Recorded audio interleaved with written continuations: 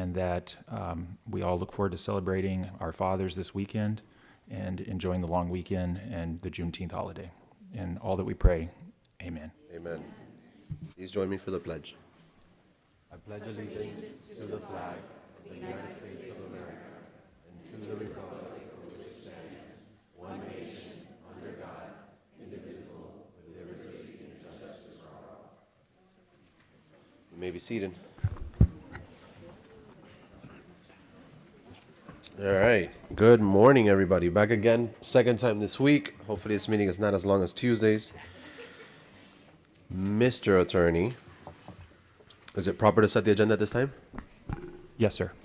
All right, do I have a motion to set the agenda? So moved. It's been moved by Commissioner Cohen-Higgins, seconded by Commissioner Lopez. All in favor signify by saying aye. Aye. All opposed, nay. Show the agenda hereby set. Mr. Attorney, can we have the zoning director read his opening statements and swear in the speakers? Yes. All right, let's do it. Good morning. In accordance with the Code of Miami-Dade County, all names to be heard today have been legally advertised in the newspaper. Notice have been mailed and the properties have been posted. Additional copies of the agenda are available here in the chambers. Items may be called up to be heard by agenda number and name of applicant. Please note, board action on any item at today's meeting may be reconsidered and additional action may be taken on such an item at the same meeting. Applicants and members of the public may wish to govern themselves accordingly. The record and file for the hearing on each application will include documents from the public, agencies, the Department of Regulatory and Economic Resources, and when there's an appeal from the Community Zoning Appeal Board, we also have the appeal transcript for those hearings. All documents are physically present today, available to all interested parties, and available to the Board of County Commissioners who may examine these items from the record during the hearing. Parties have the right of cross-examination. This statement, along with the fact that all witnesses have been sworn in, shall be included in any transcript of these proceedings. In addition, there's an official translator present in the chambers for those individuals requiring such assistance. Will the clerk please swear in the witnesses? Witnesses, please stand and raise your right hand. Do you solemnly swear or affirm that all the testimony you're about to give is truth, the whole truth, and nothing but the truth? So help you God. Interpreters, do you swear or affirm that you will make a true interpretation of the questions asked and testimony given? Oh, thank you. All right. Do we have any deferral requests? No, we did not for zoning. No. All right. So do we have any deferral requests for CDMP? No? That's a no? Okay.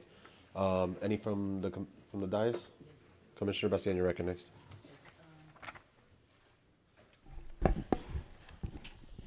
Thank you, Mr. Chair. I would like a move to defer 8A1 to allow the applicant to engage with members of the community.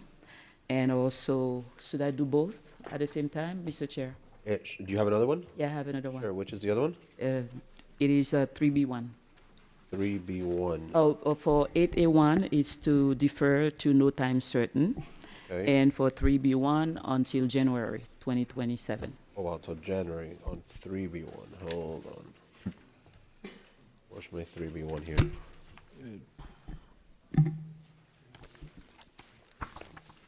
Okay, so 3B supplement, and 3B1. Yes. All right, so we have a motion to defer. Second.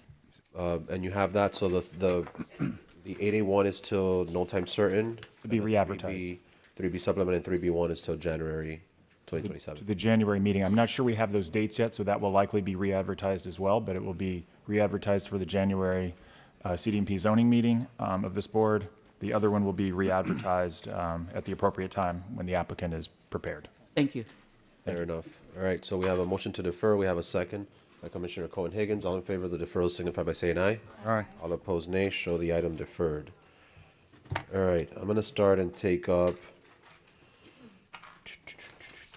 Let's see if I go out of order here. I'm going to try to get my bigger groups out. Where is... I know we have a school or a church here. What's the item number? I'm trying to look for it in my... 8C4.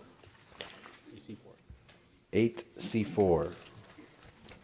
That's what I'm being told it is. I haven't found it yet. Last page. Can we take up item 8C4 to the attorneys? Application 8C4, the Most Reverend Thomas G. Winsky, Archbishop of the Archdiocese of Miami, application number Z20250000209. We've had no protests and no waiver of support for this application. All right, so I will open up public hearing at this time.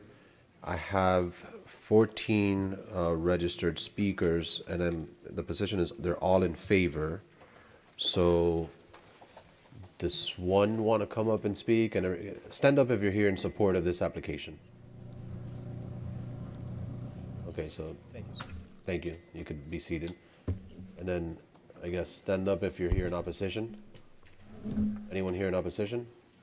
All right, well, that settles that. All right, so I guess public hearing has been open, it's been closed, and to the applicant, you're the applicant, representing the applicant? Yes, sir. James Williams, Gunster Law, 600 Brickell Avenue, Miami, Florida, 33131. Okay, so bear with me a second, I'm gonna do this a little bit different. Commissioner from District 6, you're recognized to see if you want to hear a presentation or how you wish to proceed. Thank you, Chair. At this time, if we don't have anybody who's speaking against it, I believe the staff is approving. They've recommended approval, and they understand there's one denial from staff. Staff has explained to me, right, that they're okay with that. So I'd be okay just moving the recommendation at this point.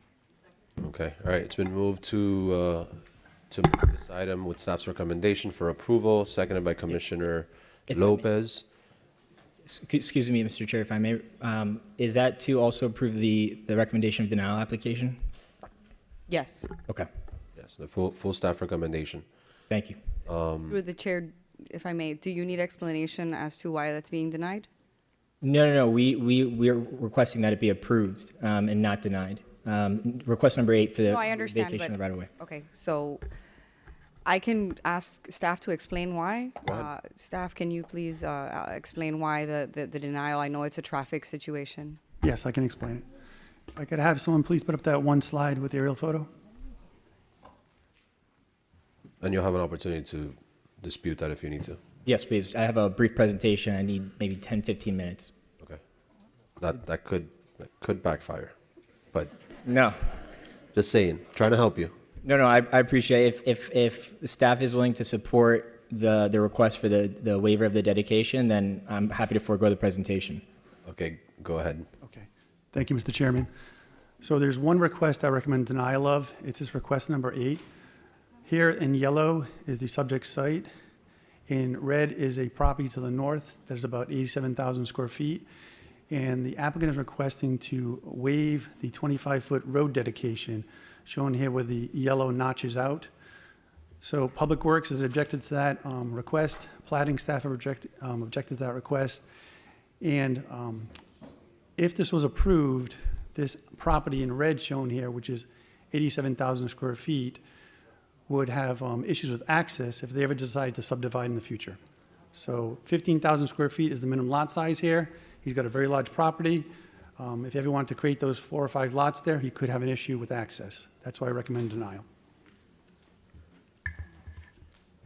Would you like to respond to that? Yes, if they could please put the PowerPoint up. I'll jump straight through the PowerPoint to the relevant slides so that we don't take up too much time. Okay.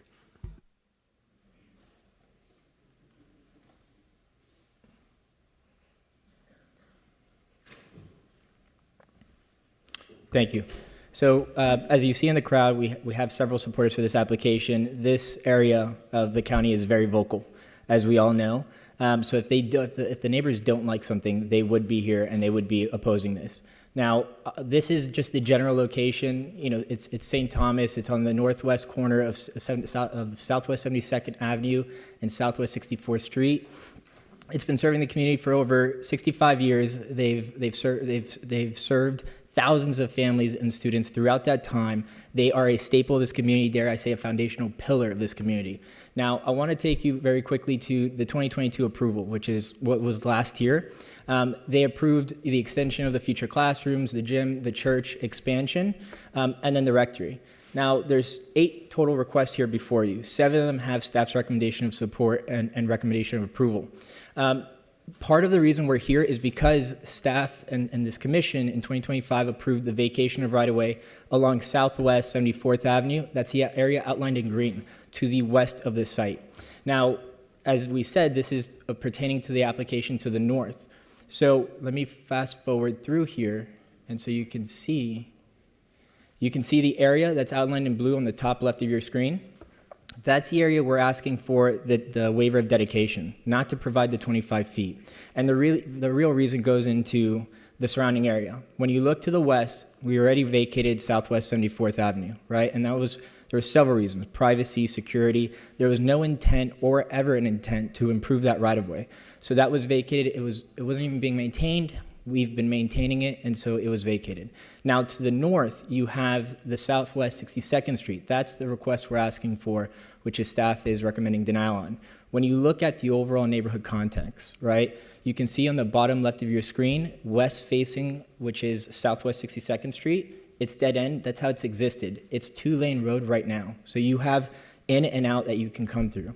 I do want to point out that if you were to approve the waiver of the dedication, you would still be able to have access to go north on 73rd Court, be able to make a left onto 74th, which would take you directly to Miller, or you could go east on Southwest 61st Street and go to 72nd. That still takes you to Miller. You can also go to Sunset through that way. Now, we're looking at the grand scheme of context here. You have the 826 that's directly to the west, right? There's no immediate access points to it unless you're going to Miller. The reason that's important is because the design of this area doesn't have a lot of network connectivity, but that's how it was designed to from the very beginning, right? There's no significant impact if you approve this waiver of dedication. You're not going to have an overflow. For instance, if this was Southwest 72nd Avenue, I would tell you this would be a bad idea. My arguments wouldn't even land, because there's no way that would not have an impact on the surrounding area. In fact, the neighbors that we met with, and we've done town halls, we've had several email correspondence, we've had video meetings, we've had calls, when this was noticed to the neighborhood, they are all in support, at least everyone that I've spoken to. I don't want to give a blanket of support, but everyone I've spoken to is in favor of this. They're actually encouraging this closure. Now, I do also want to note that Fire Rescue has reviewed this application, and they are not objecting to the application. So in terms of emergency issues, right, you're not going to see any impedance to the emergency personnel or emergency traffic. And again, this neighborhood is extremely vocal, and they would be here objecting. They are all in support of this application. And with that, I'll conclude the presentation. Thank you. Thank you for that. Commissioner, do you have questions for him, or? No, I'm okay. Thank you. I appreciate it. My questions are more to staff. Can you explain in more depth what is your rationale for the denial exactly? Part of it is to maintain east-west street connectivity in the neighborhood, but part of it is also that one property that I showed in red with that large property that's 87,000 square feet. The attorney mentioned that last year there was a road petition through Public Works to vacate 74th Avenue. At that time, that property that we're concerned about signed off on that petition.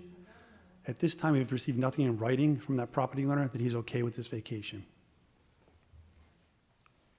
Okay. Did we attempt to notify him? He would have been notified through the mail notice. Okay, so Typically goes out. okay, so if he did not respond, that means he doesn't have an issue. It could, or it could mean that he didn't understand how it would impact his property. But you gave proper notice. We gave proper notice, yes. Mhm. And he's not here complaining. No, we've had no protests, no complaints on the project, no. Okay, so I'm okay then granting the approval for that portion. So we can we go ahead and correct the motion to approve that to switch that to an approval? Understood, Commissioner. Okay. Oh, All right. through the chair, Mr. Chairman, one thing I want to mention is we do have an addendum with a new landscape condition to reference a new landscape plan and some Durham comments. Let's add that to the record. Does somebody need to review the addendum, or is the commissioner of the district good with it? And the applicant is seen it and good with it? Yes, sir. All right, it's been moved for approval on all ends, seconded by Commissioner Lopez. Clerk, please call the roll. Commissioner Bastian, Yes. Commissioner Cohen-Higgins, 4. Commissioner Gilbert, Commissioner Lopez, Yes. Commissioner Milian Orbis, Yes. Commissioner Regalado, Commissioner Steinberg, Vice Chairman McGee, Yes. Chairman Rodriguez. I vote yes. Motion passes unanimously. All right, congratulations. Thank you, Mr. Chairman. Thank you, Commissioners. Let's not do that. All right, please exit quietly. And thank you all for coming out so early, to everyone that did come out in support. All right. Next up, Mr. Attorney, let's take item 3A3, supplement number 1, 3, supplement number 2, and its companion item in zoning 882. And if the director needs to read anything into the record, now would be the time. Yes, sir. I'll read first on the CDMP, and then the director will read the zoning. This item is a small-scale application before you today for final action, along with a concurrent zoning application. A single public hearing will be held in accordance with quasi-judicial principles and incorporated into the record as to both the CDMP and zoning items. I will now read the ordinance title and reference a companion resolution in the event the board wishes to convert the item to a standard application and transmit. However, if the board takes final action today on the small-scale application, the companion resolution will be deemed withdrawn. Separate votes shall be taken on the CDMP and zoning items. This is item 3A, an ordinance relating to Miami-Dade County Comprehensive Development Master Plan, providing disposition of application number CDMP 2025-0013, located at plus or minus 200 feet north of Quail Roost Drive, between Southwest 125 Avenue and Southwest 124 Court, followed by Blue Nest Development, LLC, and the May 2025 cycle to amend the county's Comprehensive Development Master Plan, providing severability exclusion from the code and effective date. That's item 3A. 3A supplement. The companion resolution is 3A1. The second supplement is also included, and then this companion item on zoning is 8C4. The director can now read that item into the record. I'm sorry. 8C2. 882, the companion item. John P. Sosama Thomas, application number Z20250000130. We've had 2 protests and no waiver support in this application. And this is a public hearing for all these items. All right, so we will now open a public hearing for all the items. I will start with the public first when I call your name. Actually, I'm not going to call your name because I have no one registered to speak. So public hearing is now closed. Is the applicant here and wish to present?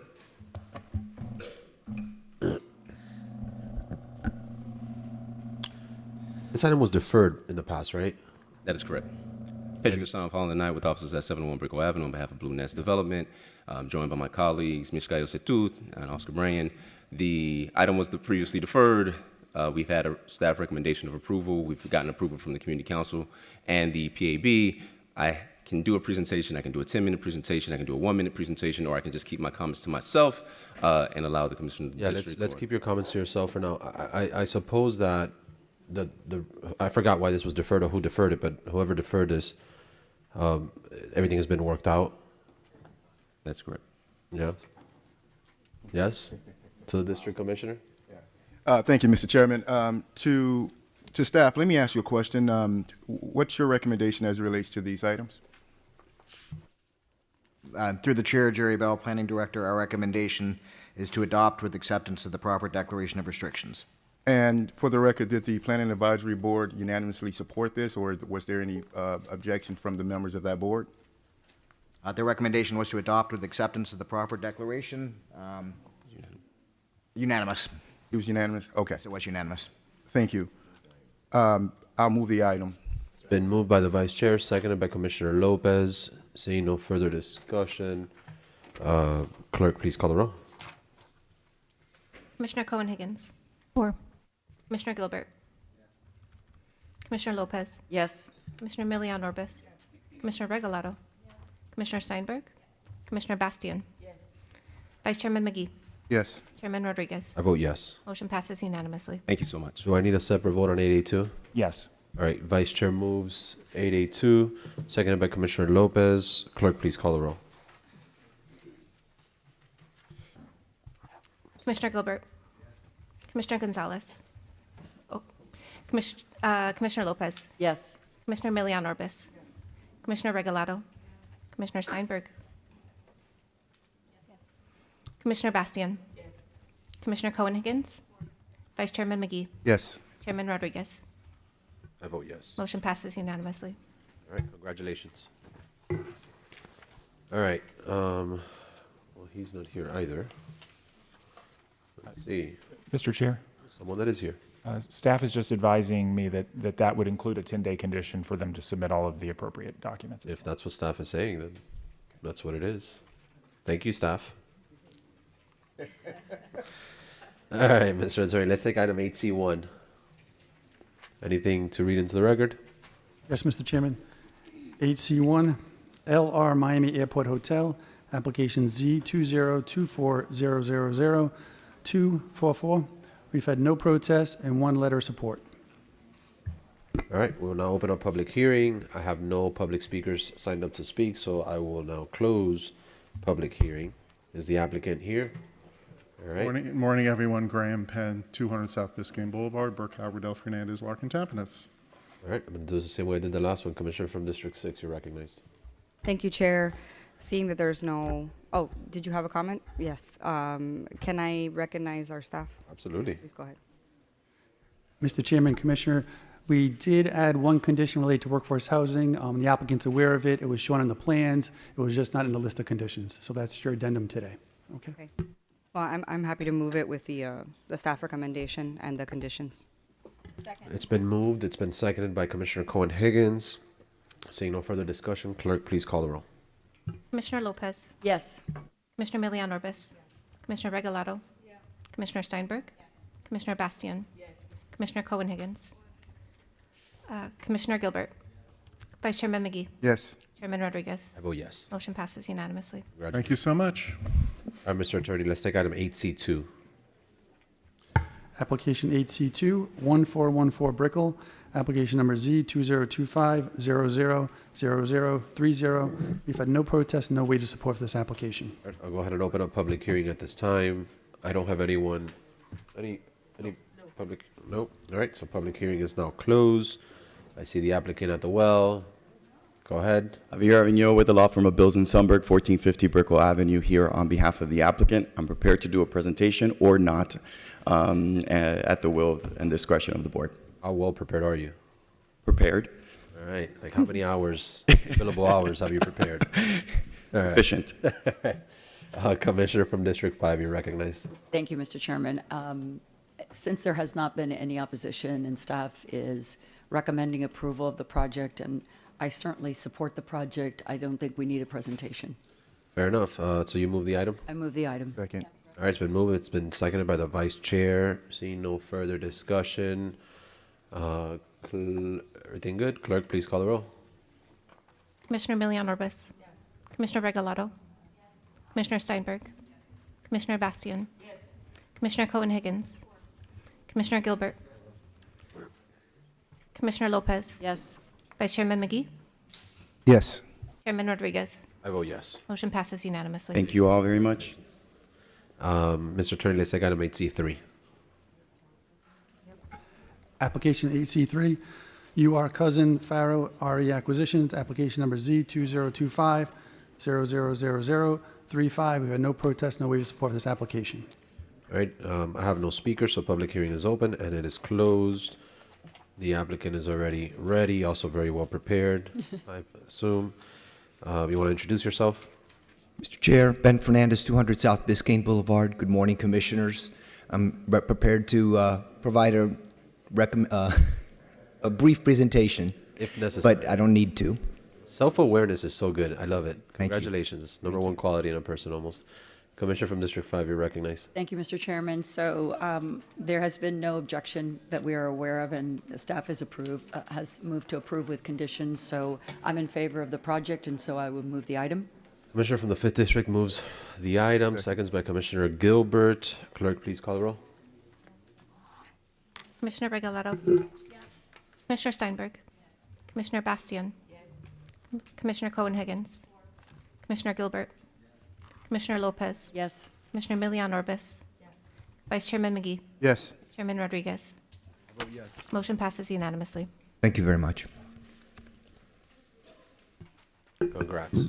All right, so I have two left, and the district commissioners are not here, so I don't know what the will of the body will be in the past. It could go either way, but I guess I'll start with, I have one in District 3 and one in District 11. We normally defer if it's not here. So for District 11, unless there's a memorandum or Staff. from either staff, I'd like to hear the presentation on 4A. on which one? On 4A? But without the district commissioner? Yes. Okay. All right, so I'm happy to call it up. Mr. Attorney, would you take up 4A, 4A supplement, 4A1? Let me, I got a question, Mr. Chairman. So if we hear, All right, so what about, let's go with, let's go 8B1, and although the district commissioner's not here, I don't know if his staff is here, but I do have speakers for 8B1, and they're all in favor of the application. So I don't know if that sways our decision here on this dais. Can my office try to locate, see if someone from his office is available while we wait? And then, do we know if Commissioner Hardiman is on his way?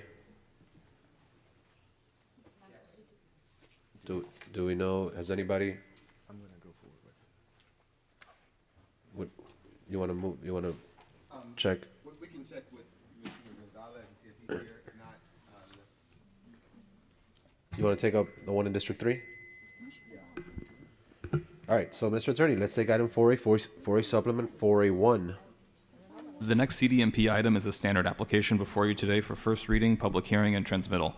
I will read the resolution for transmittal as well as the ordinance title for first reading. The board can vote on the resolution and ordinance together by roll call. So 4A is a resolution pertaining to out-of-cycle application number CDMP 2025-0006, filed by Biscayne Shores Development Group LLC, requesting amendments to the Comprehensive Development Master Plan, directing the county mayor or county mayor's designee to act in accordance with the transmittal instructions included in this resolution related to application number CDMP 2025-0006, located between Biscayne Boulevard and Northeast 14th Avenue and between Northeast 114th Terrace and Northeast 115th Street, abutting on the south side of the Biscayne Shores and Gardens Park, requesting the State Land Planning Agency to review application number CDMP 2025-0006, reserving the right to take final action at a later date, declaring intent to conduct one or more subsequent public hearings. 4A1, ordinance relating to Miami-Dade County Comprehensive Development Master Plan, providing disposition of application number CDMP 2025-0006, located between Biscayne Boulevard and Northeast 14th Avenue and between Northeast 114th Terrace and Northeast 115th Street, abutting on the south side of the Biscayne Shores and Gardens Park, filed by Biscayne Shores Development Group LLC as an out-of-cycle application to amend the county's Comprehensive Development Master Plan, providing severability exclusion from the code and an effective date. All right. Public hearing is now open. And I have, without the commissioner here, yep, he's coming. All right, the commissioner is coming. All right, well, I'm gonna call your name. Are you the applicant? I'm gonna call the public speakers first. So everyone's in favor of it. I don't know if you all want to actually speak or wave in support, but I have 5. Alexis Santos, Giancarlo Vergara, Jarek Mariategui, Alessa Calderon, and Maria Garcia Essen-Wanger. Do you And want on to stand? 4A? You're waving in support? All of you are waving in support? Awesome. Okay. All right. Those are the 5 that I have. Let me make sure I see 5 hands. Do I see 5 hands up? I see more than 5, but that works. Mr. Chair, are you on 4A? I am on 4A. Okay. I'm on 4A. Is there confusion? Everybody know we're on 4A? I think I'm not sure all those folks. Gonzalez is coming. Oh, great. Perfect. Okay. But we're on Let's do 4A. his first, yeah. We're on 4A. We're on District 3s. Okay, so everyone waved in support. Public hearing is now closed. All right. To the applicant. Is that the guys? I see Commissioner Gilbert. What's going on here? What are we doing? Because I see half the body is like trying to see if we defer. Half the body is seeing if we hear the presentation. No, I'm not. I'm doing something else. No, I know, but we're going for a presentation on the item. I've been briefed on the item by staff, and my staff has been briefed on the item by the developer. Commissioner Hardiman's staff has indicated he wants us to proceed. Oh, okay. To proceed. Yes? Okay, all right. That's all I needed to know. I just saw confusion on the days. All right, please proceed with the presentation. How much time are you going to need? I think about 6 minutes. Okay, All right? fair enough. Thank you, Mr. Chair, County Commissioners. My name is Jeff Burkow, offices at 200 South Biscayne Boulevard. I'm here today representing Biscayne Shores Development Group, LLC, and I'm here with our entire consulting team. The application has a favorable recommendation from staff and a favorable recommendation from the Planning Advisory Board.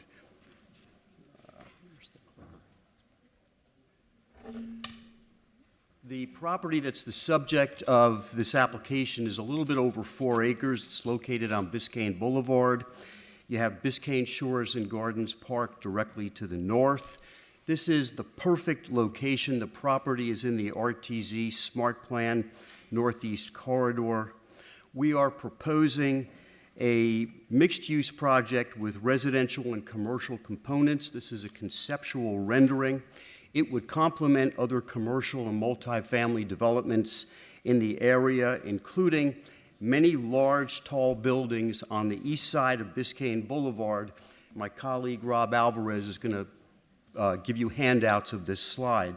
15 stories or more, including the Jockey Club, Cricket Club, Quayside, and newly completed Biscayne Shores multifamily project directly to the east. We have 2 recent approvals to our south, the Mega Publix and the 430-unit multifamily residential building that you approved in December. Further to the south is the Altman project with 336 units, and then you can see the constructed building, Biscayne 112 apartment building with 400 units and 8 stories. This application is going to set the framework for the future development, and we filed a companion concurrent zoning application that addresses the details. The requests are to amend the text of the high-density residential land use category and to redesignate the property to high-density residential. Today, the high-density category currently permits from 60 to 125 units or more to the acre, but does not provide standards for what happens when you exceed 125 units. Our proposed language creates a pathway to go up to 150 units to the acre with a 3.0 FAR under specific conditions, including proximity to a county park. Parcels have to be 2 acres or larger, inside the urban infill area, within the Smart Plan Corridor buffer area, and fronting on a major roadway.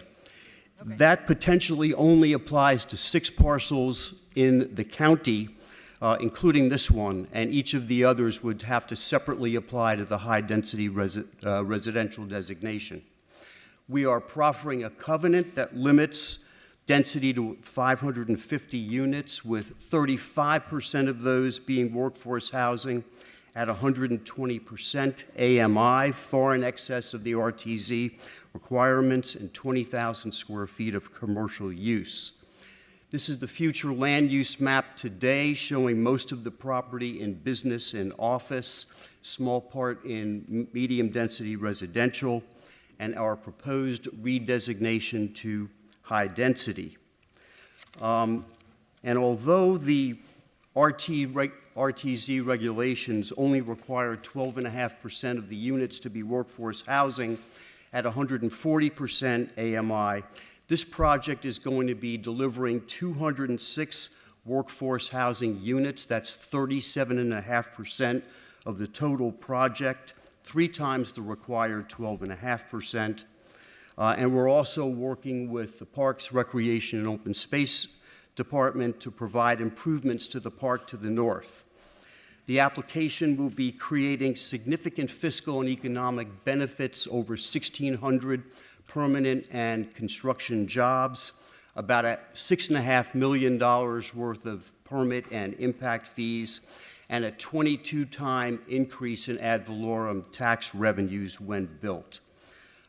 We have several support letters in the record. Mr. Heavy is here on behalf of the project immediately to the south of us. We request that you transmit this application to the state with the applicant's proposed version of the text amendment. That's what the PAB recommended, and acceptance of the proffered covenant. The request promotes the county's planning objectives, as you can see from the screen, provides meaningful public, fiscal, and economic benefits, and ensures the compatible redevelopment of a long vacant property in the urban infill area and the rapid transit zone, and will result in the much-needed revitalization of this area of Biscayne Boulevard. Thank you. Sir. Thank you so much.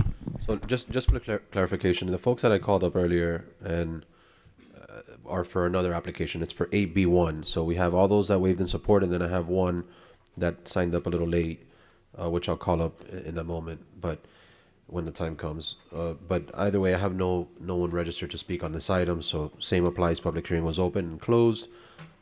Commissioner from District 3, you're recognized.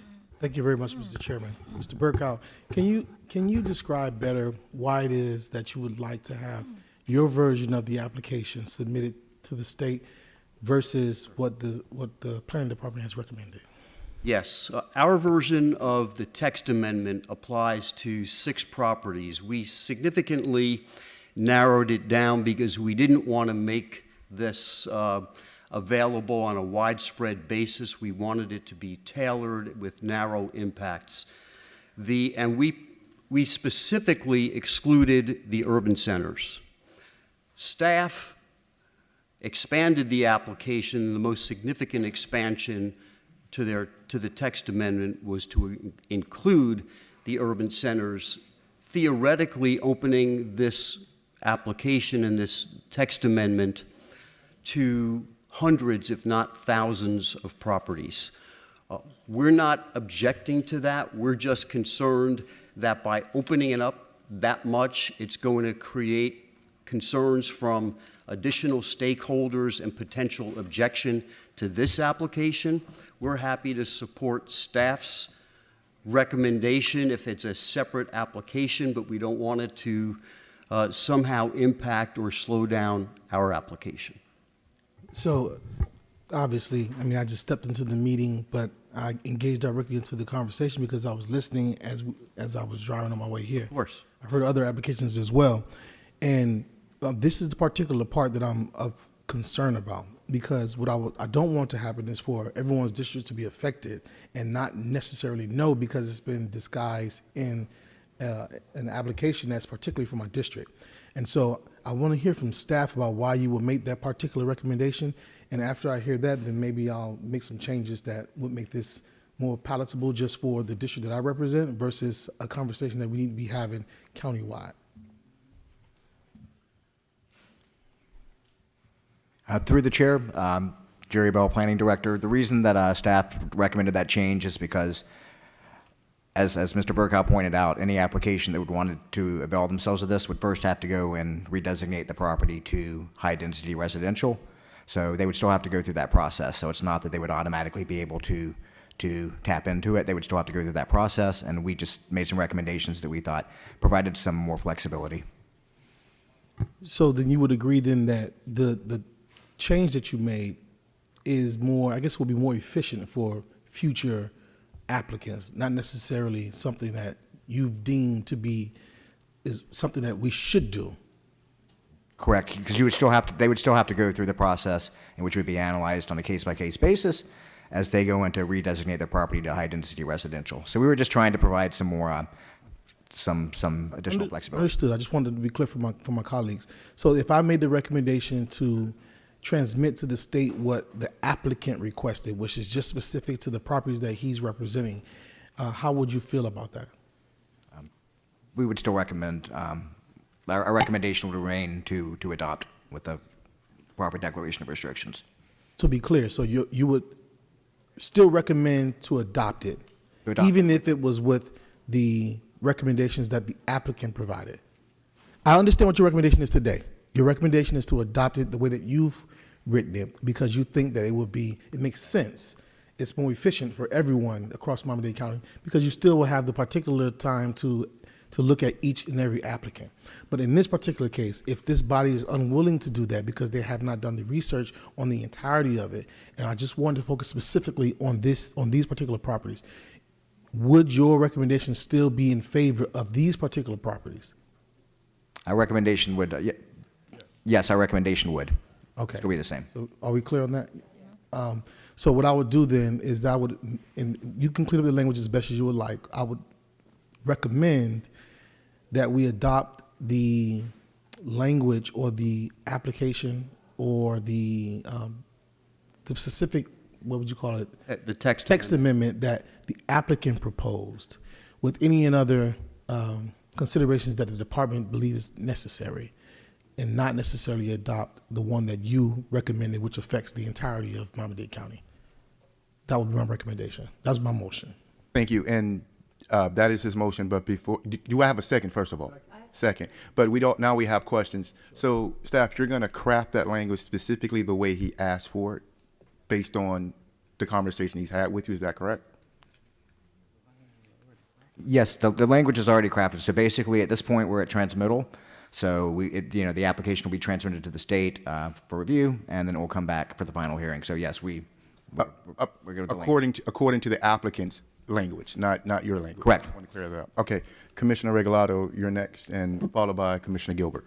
Thank you. First of all, I want to thank the maker for clarifying those points. I have an urban center. Not all of us have urban centers, so there's just a few of us that have urban centers. And we've been making changes to our urban centers, and I think one of the things that I've talked to staff about is the need to kind of reset the rules for urban centers, not just in what exists, but in how long it takes to make them, because they were really premised on a board that didn't have term limits. So now you couldn't even create an urban center in the 8 years that you have here.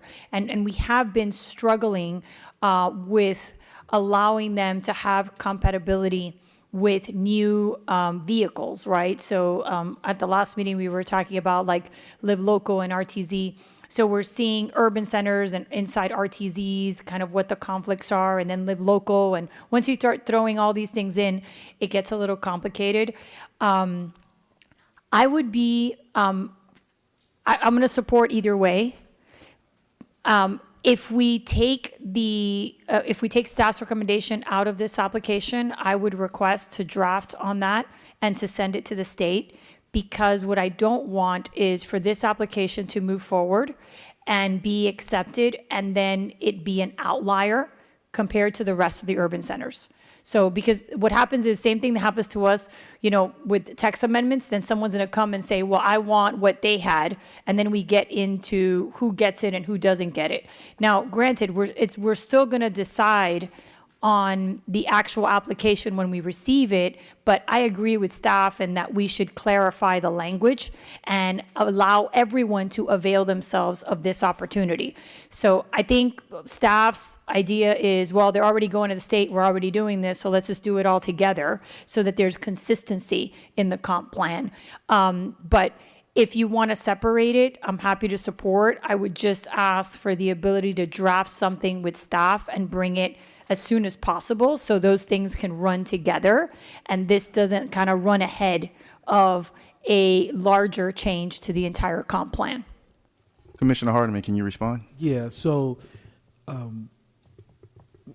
if they're drafted separately, obviously it's a separate item. You can do that, and we can address those items. What I wanted to just avoid was the coupling of it, because just in case everyone didn't agree on what parameters were for everyone, and it will draw more opposition from other districts, it's particularly patently unfair to this applicant in this space where he has support. And so that's the only difference. So I don't mind that. It doesn't have to be done right now. I don't want to confuse the issues. I want to stick particularly to this application and say the way that I proposed the motion. So that's it.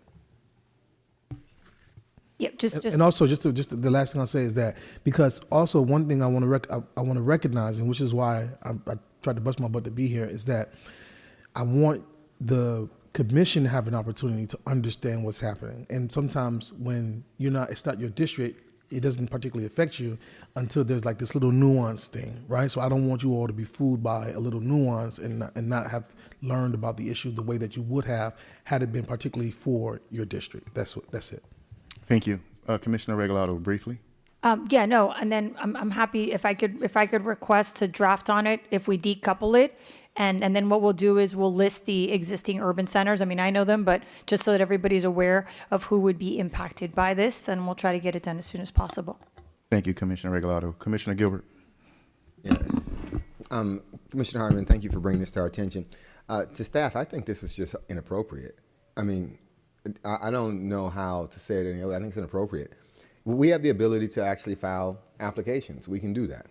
If we want to change the nature of an area, let's do that. But when you tack it onto somebody else's application and you make it a lot more likely that that application gets objections and how it's rated, you are placing their project and their money at peril. They're paying for this. We have the ability to actually file applications to change things. We can do that. Commissioner, through staff, we can do that. If we're going to do that, let's do that. But let's not tack it onto people's things because it's something, oh yeah, we don't use a private entity's application as a vehicle to make a general change that we want to see. I disagree with that. And I don't necessarily think it's appropriate for us to be having broader conversations about our land use policy while that court reporter is typing on this record. Either. I don't necessarily think that's appropriate. So no, I would encourage you not to do it like this again. If we have something we want to do, I think Commissioner Regalado generally on the principle is right. Let's do that. But we need to have that conversation. And this would affect other districts. This would affect Mickey Steinberg's district enormously, which is right across the street. So I'm just saying, let's do that, Commissioner Regalado. I'll support that. But let's not do that on anyone else's application. Let's just us file an application. Thank you. Are there any other concerns from the commissioners? Commissioner Hardeman, would you like for staff to read the exact language to you, or are you okay with the representation you heard? I do trust in the representation and professionalism of that organization. So. All right. Seeing that it was already moved and second, clerk, please call the roll. Commissioner Steinberg. Yes for transmittal, thank you. Commissioner Bastian. Yes. Commissioner Cohen-Higgins. Commissioner Gilbert. Commissioner Gonzalez. 4. Commissioner Hardeman. 4. Commissioner Lopez. Yes. Commissioner Milian Orbis. Commissioner Regalado. Yes. Vice Chairman McGee. Yes. Chairman Rodriguez. Motion passes unanimously. Thank you. Thank you. Just a quick question. This does come back in front of us, correct? Yes, it does. Okay, thank you. Thank you. Thank you very much. Thank you. Looks like the next item we have up is AB1. Mr. Attorney, let's take that one up. And does the director need to read anything on the record? Yes. Application 8B1. This is an appeal from the Community Zoning Appeals Board. Miami-Dade SNF Holding, application Z20250000106. We've had no protests and no waiver of support for this application. Thank you. Seeing that there are 5 individuals who are speaking in favor of this, would you like to stand or wave your hand in support? Would you like to speak? No. Okay. Thank you. And those against? 1. Would you like to speak, ma'am? Okay. Thank you. Give me 1 second. So I'm going to open up public hearing at this particular moment. Ma'am, please come down and state your name for the record, your name and address for the record. Yes, ma'am, please.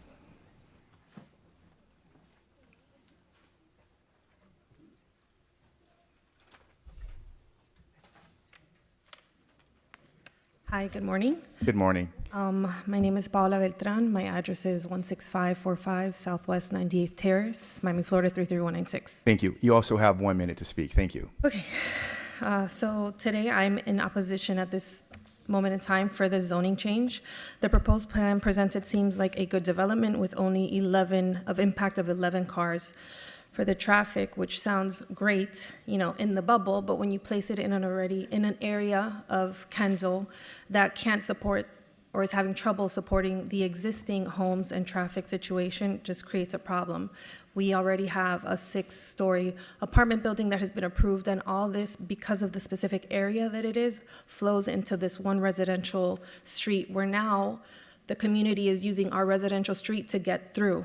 And when this was brought up to the client, their team, they said, well, you know, the only other option would be for us to go north and then to go south. So they acknowledged that there is a problem and that their improvements wouldn't necessarily completely remedy or offset the situation.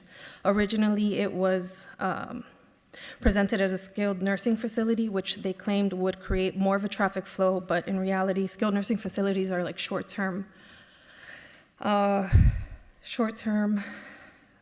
care, right? There wouldn't be ambulances at all hours of the day, and you would be coming in like 7. The hours would be off the normal traffic hours. So I'm just asking that they kind of maybe do a study. I requested a traffic study for our area and maybe come up with numbers that reflect what's going on in our area so that, you know, we can find a compromise. And if it is going to be a residential area, that it works and it doesn't go against or affect it too negatively with all the building that is happening right now in West Kendall. Thank you. Thank you. Thank you. You did a great job, by the way. You didn't look nervous at all. All right.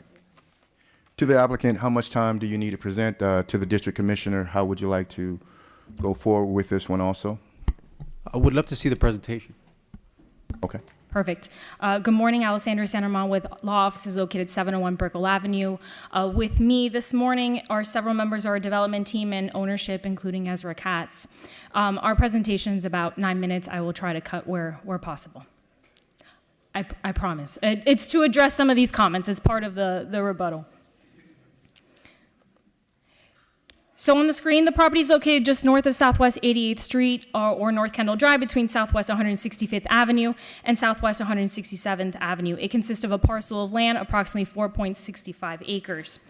This is part of a larger tract of land. Part of it is commercial and the other part of it is residential. This is that missing piece of part of that mixed-use project. The property is found in an area that already has a mix of both residential and commercial uses.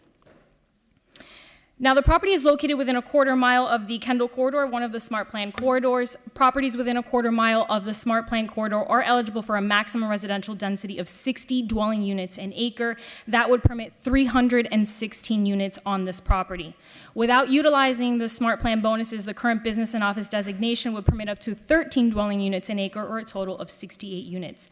Instead of pursuing a much denser and much taller project under the Smart Plan or the Live Local Act, the applicant made the decision to pursue a very modest 57 attached single-family home project on the property, which is far less than permitted under the CDMP. So as mentioned, the property is part of a larger commercial parcel. In June of 2022, the department approved a modified site plan for a skilled nursing facility large enough to serve 176 patients and 2 out parcels to accommodate a drive-through fast food franchise and a gas station. The 2 commercial parcels are under development today. Now, the applicant is proposing a far less intensive use that will provide a better transition between that gas station and the restaurant to the south and the adjacent residential community to the north. As mentioned, the proposed plans depict the development of the property with 57 townhomes. I want to emphasize that the applicant had previously proposed 65 units as part of a prior site plan, but in conversations with the community and staff, we did reduce it to 57 units. The approved skilled nursing facility created much more traffic than the proposed townhomes. The AM peak hour trips were 50, while the PM peak hour trips were 53. Under the proposed townhome development, you'll have 23 new trips that will be created during the AM peak hours and 29 that will be created in the PM peak hour. This will result in nearly an overall 50% trip reduction in comparison to the 316 dwelling units permitted under the Smart Plan corridor. The proposed 57 units will result in a 78.6% reduction in trips. Here are just the renderings of the proposed townhomes to the top and the existing townhomes to the north, showing they're nearly identical in every respect. In the interest of time, I'll skip through all of this. But I do want to highlight the traffic commitments in the area, since that was a point that was brought up. I want to take a moment to emphasize that there will be now a southbound U-turn lane along Southwest 165th Avenue. There will also be 2 dedicated left turn lanes onto the property along Southwest 165th Avenue. One of these will serve the townhomes directly to mitigate any impacts on the adjacent residential community. Additionally, the northbound center lane on Southwest 167th Avenue will be modified to allow for through, left, and right turn movements from that lane. This is a critical improvement to the area because we understand that people are having having a very tough time going to work or getting their kids to school. So in conversations with neighbors, we heard these complaints, and we've emphasized that now you will be able to have that movement and avoid the queue that exists today. Here's another image of that area. Skipping through as quickly as possible.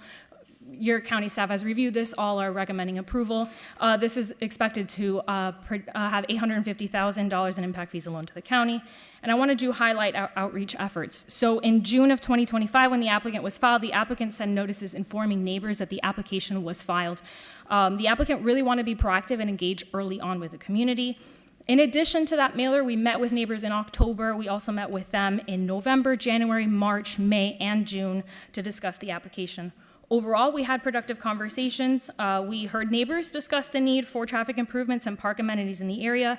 In addition to the roadway improvements, the applicant has agreed to work with Public Works to cause the installation of a three-way stop sign at the intersection of Southwest 164th Court and Southwest 84th Street. We also are committing to do a water play zone at the Sun Lakes Park as an added community benefit. To conclude, this does provide much needed housing to our county. It provides a more compatible and appropriate transition from the commercial use on Kendall Drive to the residential uses to the north. It's a far less intense use for the area, and we're available for any questions that you may have. Thank you. Thank you so much. And officially, just for the record, I'm going to go ahead and close public hearing at this time and recognize the district commissioner.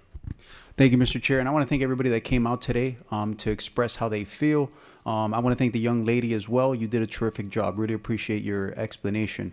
I also want to thank the attorney. That was a fantastic presentation. You did a very good job. Thank you.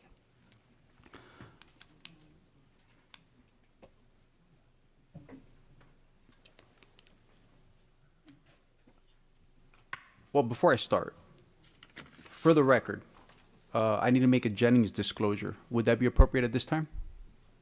Yes, Commissioner. Prior to today's hearing, my office was contacted by some neighbors in regard to the subject property. However, my staff has not shared the contents of these communications with me. Therefore, I am able to be fair in considering this application, and I will base my decision only upon the evidence presented during the public hearing today. Thank you. And so, I'm not completely opposed to this project. I do understand that there was a reduction made from 65 to 57. It was denied at community council. Why was it denied at community council? Were any of you folks present?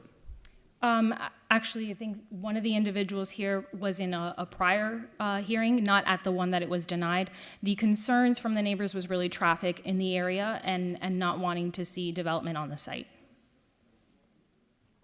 Mr. Chair, through you, if I may, I would like to hear what she has to say. Can you approach, please?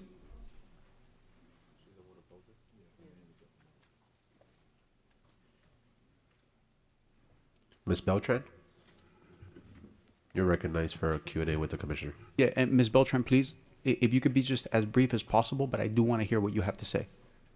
Oh, no, when you asked if anybody was here when it was denied, I was at that hearing. You were at that I hearing? was at that meeting, and I have the transcripts here. And Well, from your perception of what happened, do you know what the conversation was? Why was it denied?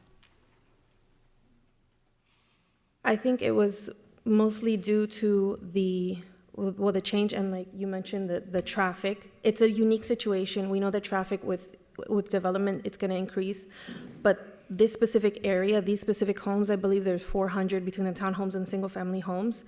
Their only access to go east, is to come down and make a U-turn at that 167, and that's where we're having issues, and we express there is no way to kind of offset that, and I think that's where the opposition and the council heard us, and they're like,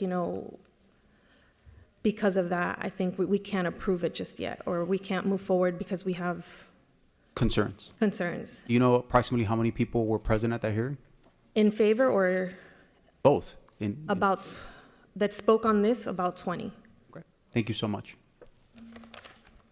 So I do have a few questions on the history.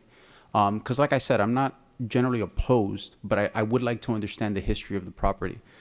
So to the county attorney's office, in 2001, there was a site plan proffered on this property.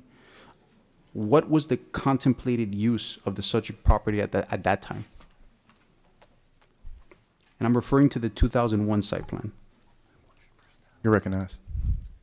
Commissioner, it was for commercial use. For 107,000 square feet shopping center, is that correct? Correct. Now, to staff, in 2004, there was a revised site plan for this property. What was the contemplated use of the subject property at that time? Still commercial use. For 50,934 square feet for a shopping center, 5 one-story high retail buildings, is that correct? Correct. And I promise you I have a point, and I'd like to discuss. Now, lastly, in 2022, there was another revised site plan prepared for the property. What was the contemplated use to staff, please? It was a skilled nursing facility with 176 beds. And that's the one that we were discussing now, right? So here's why I asked those questions. The residents have expected almost 25 years now that the property would be developed for business, office, or commercial use. And I think that that's kind of what the young lady that spoke was saying as well. So this is significant because, as the young lady pointed out, District 11 is very, very different when it comes to traffic because of how it was built. So I'm not saying I'm against it, but I want to have this intellectual conversation if I do support it. Because I've written op-eds on this. The issue that we have is that we have a tremendous amount of homes and apartments, but folks can't work there. And so what happens is, specifically in Kendall Drive, I know the chairman has had this issue before. We have what we call the Kendall Drive Caravan, where it's just thousands of cars every day at 8 a.m. going one way, and then thousands of cars at 5 p.m. going the other way. And so that causes a tremendous amount of traffic that otherwise, according to traffic studies, would not be an issue. So my hesitancy with this application, and I want to see how we can fix this, is that the infrastructure to support the traffic, I'm not seeing it right now. And specifically because I do appreciate the fact that it was reduced from 65 to 57. I appreciate that tremendously. But even at 57, we're talking about, let's say, best case scenario, 2 cars per townhome. And by the way, they're beautiful townhomes. But we're talking 2 cars per townhome. That's about 114 more cars on the street. Now, when you consider, as was pointed out in the presentation, that directly across the street, you have 576 apartments that were constructed and 224, which were previously approved under a previous administration. Those 800 apartments, you're talking about 1,600 more cars in the area if we stick to the math of 2 cars per. And so I'm not seeing the feasibility because of the infrastructure, and specifically because we were just recently informed that the Kendall Parkway will only be extended to 8th Street and 157, at least for the foreseeable future. And the lanes in that area would not allow for more cars without congestion. If we concede to the congestion and we concede to more traffic, then they would. So what can be done about the infrastructure and the traffic issue specifically? I know that there was a traffic study done, and I've looked through the traffic study, but the traffic study is not contemplating the unfortunate circumstance of just for lack of a better word, a congestion congestion of homes that at two specific times in the day, unlike many other districts, you just have everybody going one way and everybody going the other way. So how would we be able to tackle that? If I may, through the Of course. chair. Yes, Through the chair. ever-flowing conversation. Thanks. Thank you. So in this area, we recognize particularly 167th. That has been the area of concern that we have heard from neighbors, that queues significantly further back close to the site. That road is going to be widened as part of this project. So as I could probably pull it up so you can visualize on the slide. Let's go back.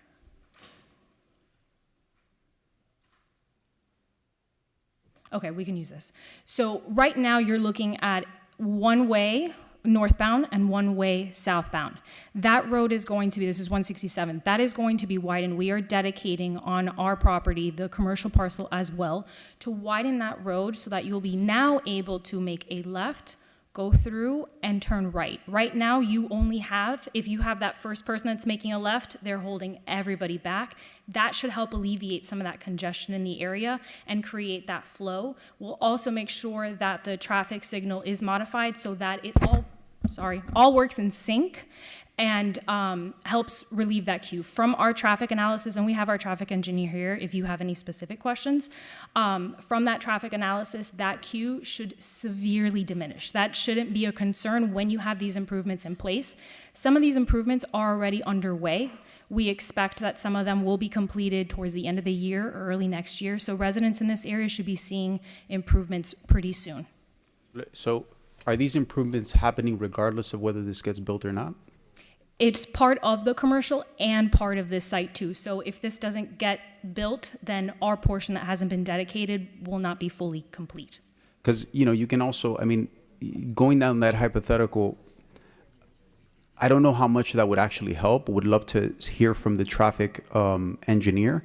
But you can also arguably go down Chrome because you're so close to Chrome. However, even if you did that, eventually you need to get to the 836 or you need to get to, either Doral, Coral Gables, downtown, wherever it is that you work.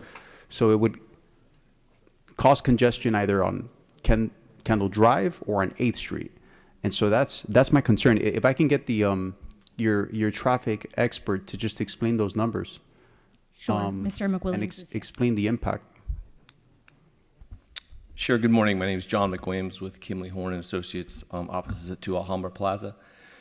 I understand your frustration. You have an existing, the area is significantly congested. The challenge with a project of this size is that really, from a traffic engineering perspective, we're tasked to really address our impacts. Right. It's difficult, and I'm not sure exactly what the statutes say about addressing constrained or backlogged facilities. So I'm sorry to cut you off, and I promise I don't mean to be rude, but are you saying that, because this is what I thought, so we're not considering already existing congestion, we're only considering the congestion that would be provided should this be built?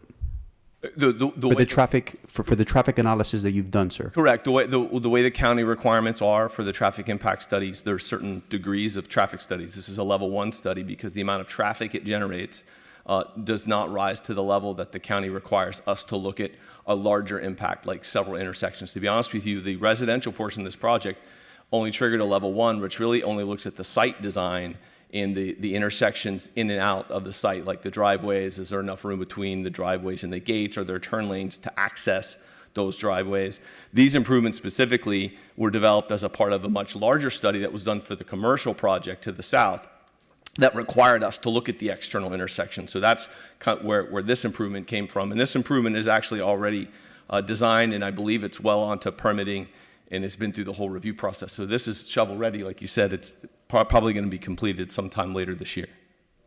Yes, and I appreciate your answer and the fact that you're being candid. But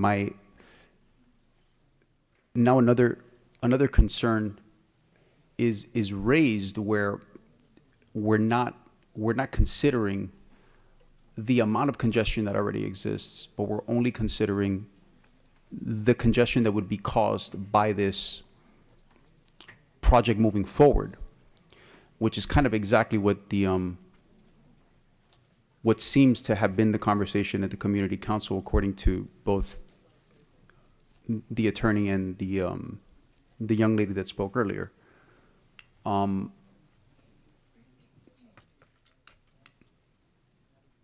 Was there any study done whatsoever, traffic study whatsoever?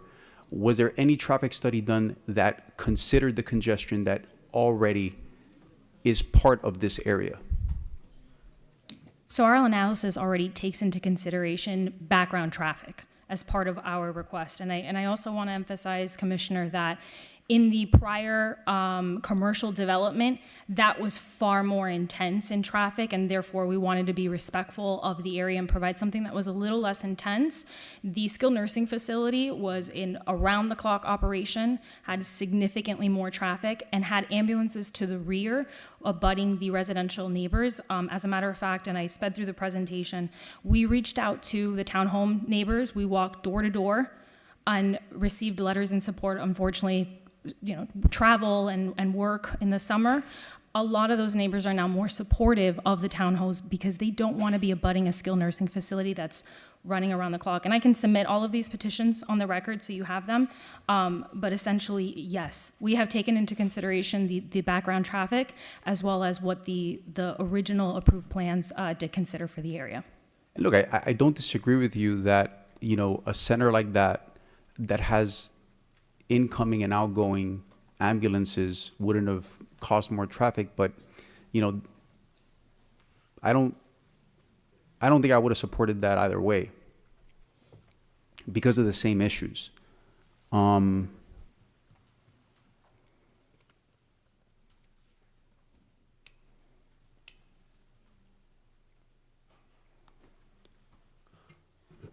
Candidly, I'm inclined to deny, but I would be willing to defer in order to further study the traffic congestion situation to try to figure out how we can alleviate the congestion in the area that already exists while adding 57 more homes. But if there's really nothing to be done, it might just be better to move forward with a denial.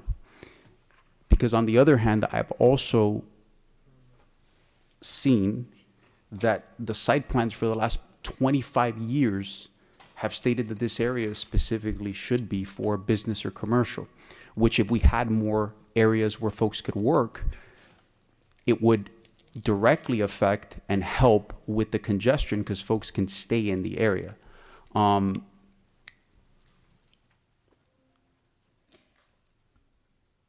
Would your client be willing to further study the traffic to see if there's a way to mitigate the existing traffic, and then perhaps we can get to somewhere where this would be viable?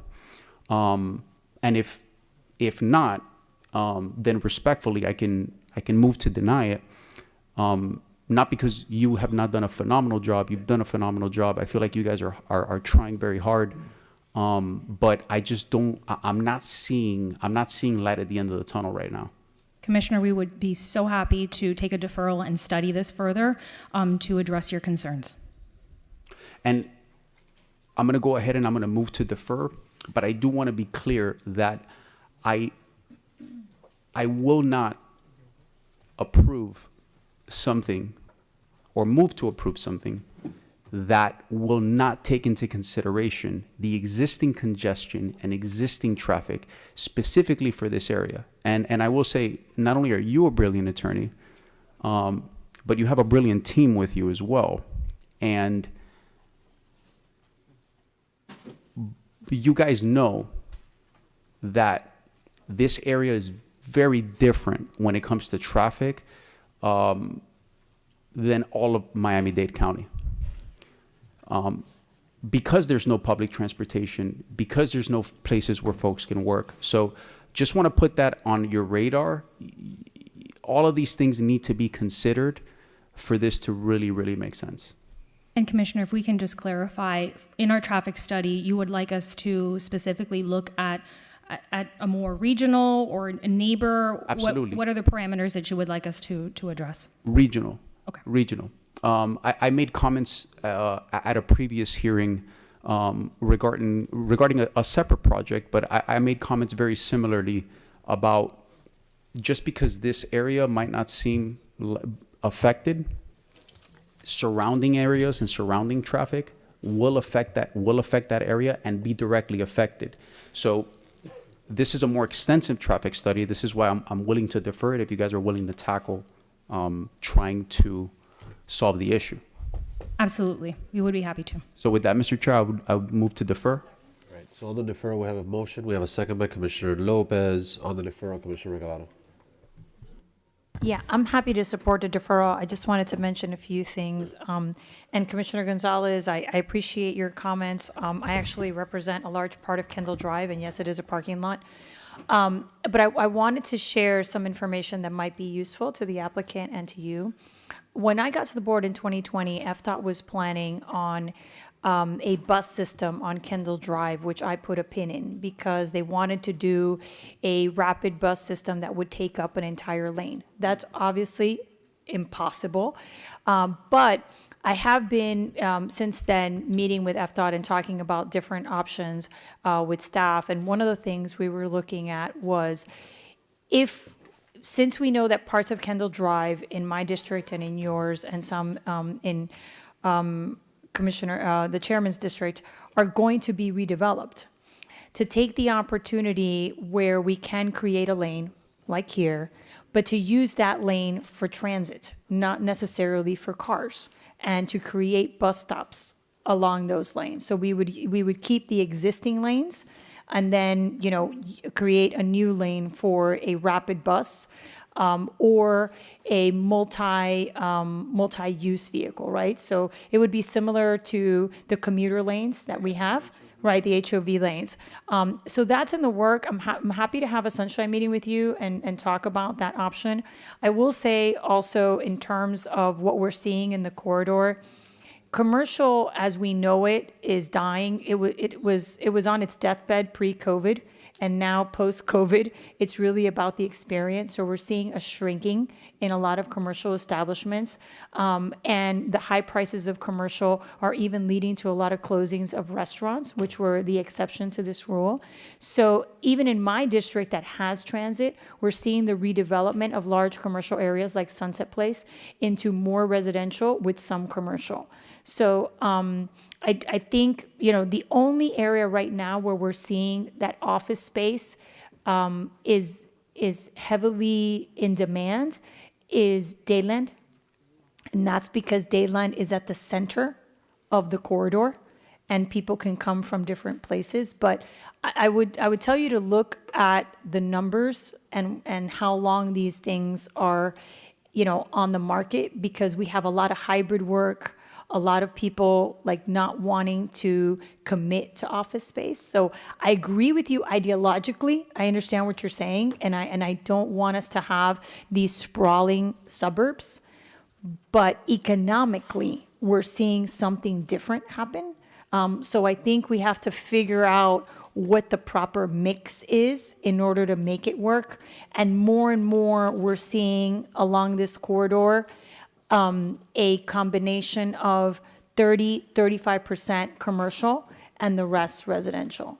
So I would tell you to look at those numbers, and I'm happy to have a sunshine and talk about Kendall Drive and the different things that we're looking at, because this is something, if they're gonna give us land to do a lane, this is something that could be used to help push that forward. But we just need to decide how far we want to go and where those stops would be. But FDOT is interested in doing this. I just wasn't interested in taking a lane from Kendall Drive. Thank you, Commissioner. Commissioner Gonzalez, do you have a date in mind you would like this to be deferred to? Move to defer to no time certain. Thank you. At this time, can we go ahead and get a voice count? First of all, voice count. First of all, you move your item. You made the deferral. We got a second. All right, clerk, please call the roll for deferral. Commissioner Bastian. Yes. Commissioner Cohen-Higgins. Commissioner Gilbert. Commissioner Gonzalez. Commissioner Hardiman. Commissioner Lopez. Yes. Commissioner Milian-Orbis. Yes. Commissioner Regalado. Yes. Commissioner Steinberg. Vice Chairman McGee. Yes. Chairman Rodriguez. Motion passes unanimously. Thank you. Thank you. Motion adjourn, meeting adjourned.